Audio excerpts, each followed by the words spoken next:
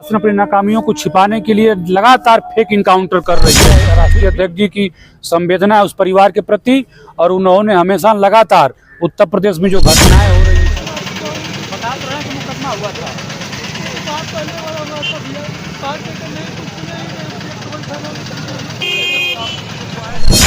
दिन दहाड़े किसी नंदगंज मार्केट में गंगा किन्नर है जी उनका गोली मारकर हत्या कर दी गई। जब यहाँ पर किन्नर ही सुरक्षित नहीं है तो फिर आम आदमी कैसे? बिल्कुल सही कह रहे हैं। ये उत्तर प्रदेश में लगातार जो घटनाएं हो रही हैं उसकी हम सब लोग घोर निंदा करते हैं।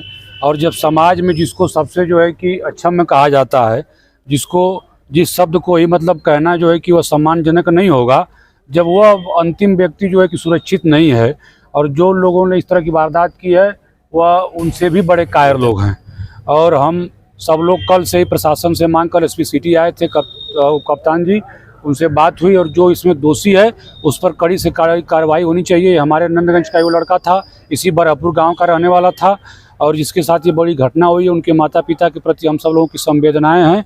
हम सब पूरे उनके साथ पूरे हम सब लोग खड़े हैं, और हम उत्तर प्रदेश सरकार से यह मांग करते हैं कि जो भी दोषी हैं उनके खिलाफ सख्त सख्त कार्रवाई होनी चाहिए, और जो भी लोग इसमें दोषी पाए जाएं उनके खिलाफ सख्त कदम उठाकर, जब अंतिम जिस तरह का जो व्यक्ति सुरक्षित नहीं है तो इस तरह समझिए कि जो आम लोग हैं वह किस तरह से सुरक्षित रहेंगे। तो इसलिए हम सब लोग मांग करते हैं कि इस पर कड़ी से कड़ी कार्रवाई होनी चाहिए।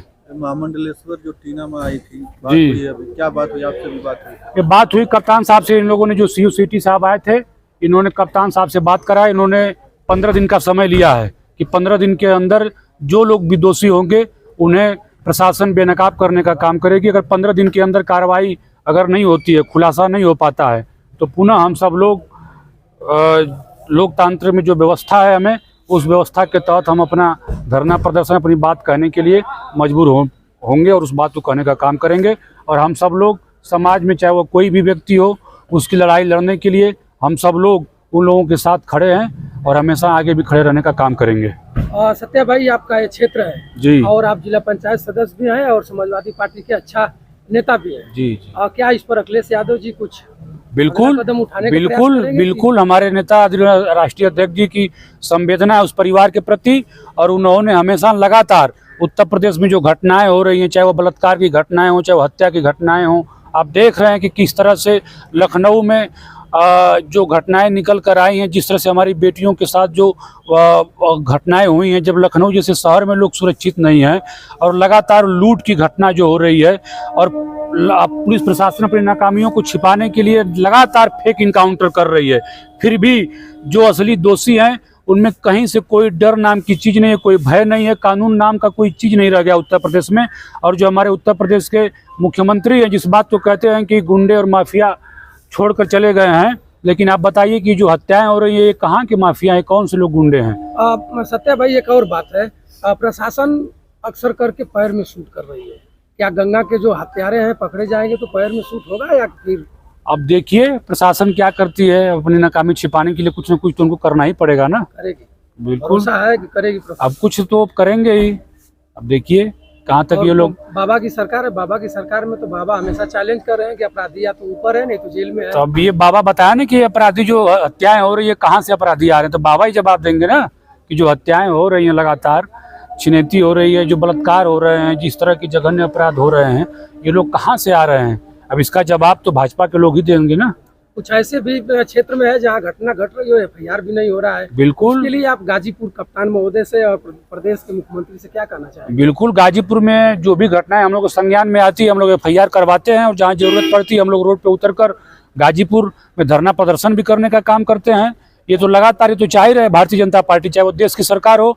अब देश के गृह मंत्री का ही आप देखिए, जो देश जो संविधान में तो बना है बाबा साहब का कि जो हमें आपको और इस समाज के अंतिम व्यक्ति को न्याय मिल रहा है, अगर शायद उस संविधान कोई कमजोर है, जो जिस तरह से भारतीय जनता पार्टी लगातार कर रही है, तो फिर कोई आदमी को न्याय की कोई उम्मीद नहीं लगा सकता है। इसलिए हम सब लोग समाज के अंतिम व्यक्ति को न्याय दिलाने के लिए हम लोग लड़ाई लड़ने का भी काम करेंगे, और संविधान को बचाने के लिए भी जो हम सब लोगों से, समाजवादियों से जो कुर्बानी हो सकेगी, उस कुर्बानी को देने के लिए तैयार हैं। आप भी एक सदन के सदस्य हैं जी, और जिले की सदन के सदस्य हैं और प्रदेश की सदन का सदस्यों को देख रहे हैं, और दिल्ली के भी सदन के सत्ताधारियों का या चाहे सत्ताधारियों का, जी। और सब सदस्यों को अब देख रहे हैं, क्या जिले की भी सदन में वही होता है जो प्रदेश और दिल्ली के सदन में हो रहा है? आप देख रहे हैं ना किस तरह से जो है कि सदन में अगर कोई अपनी बात को कहने के लिए रहा तो किसी विपक्षी लोगों की माइक बंद कर दी जाती है।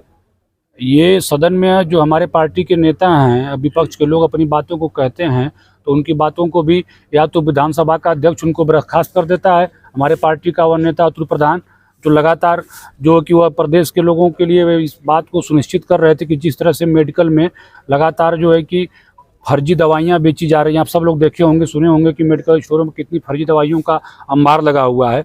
उस दवाई से लेकर जो फर्जी जो प्राइवेट हॉस्पिटल के संचालक हैं जो फर्जी मतलब बेतहाशा वसूली करने का काम करते हैं। अगर कोई गरीब अगर आदमी बीमार हो जाए तो उसकी एक निर्धारण फीस होनी चाहिए और उनके ऊपर लगाम होनी चाहिए। इस आवाज़ को लेकर हमारे विधायक समाजवादी पार्टी के अतुल प्रधान जी जो इस लड़ाई लड़ रहे थे कि प्रदेश की जनता को सस्ती और सस्ता इलाज मिले, उस पर भी हमारे पार्टी के हमारे विपक्ष के जो है कि सतीश महाना जो विधानसभा अध्यक्ष हैं उन्होंने उनको विधानसभा से बर्खास्त करने का काम किया।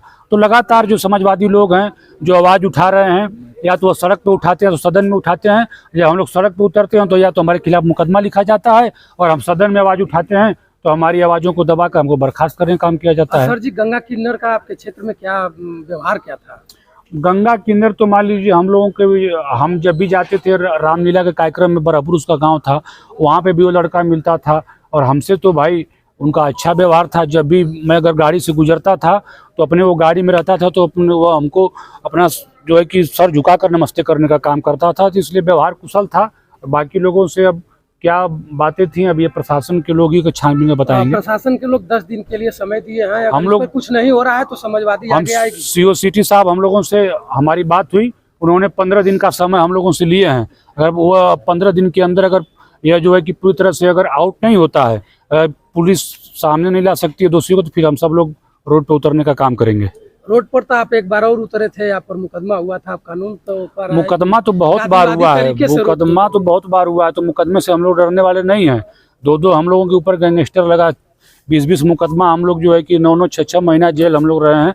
तो ये समाज के लिए लड़ाई के लिए हमें अगर जो भी कुर्बानी देनी पड़ेगी हम उस कुर्बानी को देने के लिए हम लोग तैयार हैं और लड़ाई को लड़ने का काम करेंगे। आप छात्र नेता हैं और जिले ही नहीं पूरे प्रदेश के छात्र आपको जानते मानते हैं जी। ये क्या 10 दिन के अंदर कुछ नहीं हो रहा था? छात्र नेता बिल्कुल बिल्कुल, छात्र संघ तो हमेशा लोगों की लड़ाई लड़ने का काम किया है। के लिए छात्र संघ आगे आएगा, बिल्कुल आएगा। नौजवान युवा हमेशा सबकी लड़ाई लड़ने का काम किया है। किन्नर बेचारे हमारे समाज के एक जो है कि अंतिम पंक्ति के व्यक्ति हैं, उनका भी एक अपना समाज है।